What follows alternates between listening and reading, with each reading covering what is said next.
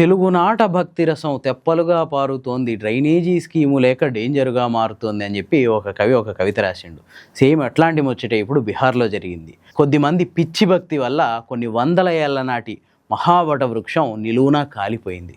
బీహార్ రాజధాని పట్నా జిల్లాలో ఉన్న ఫతుహా అనే ఈ బ్లాక్ ఆఫీస్ వెనక ఒక 200-300 ఏళ్ల నాటి మర్రి చెట్టు ఉంది. ఈ ఉత్తర భారతదేశంలో వట సావిత్రి పూజ అనేది ఒకటి చేస్తారు.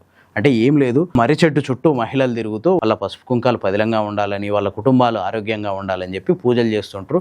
దీనికోసం వీళ్ళు నూలు దారాల్ని ఆ మర్రి చెట్టు చుట్టూ చుడుతూ ఉంటారు అనమాట. అట్లనే కొన్ని వేల మంది మహిళలు వచ్చి ఈ మర్రి చెట్టుకు చుట్టూ దారాలు చుట్టిర్రు. అట్లనే ఆ మర్రి చెట్టు దగ్గరలో నెయ్యి దీపాలు పెట్టిర్రు.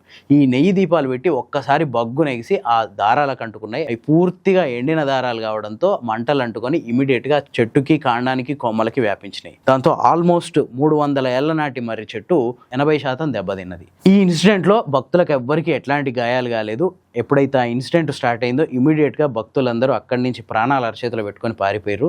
కాకపోతే 300 ఏళ్ల నాటి మర్రి చెట్టు మాత్రం 80% దెబ్బతిన్నది.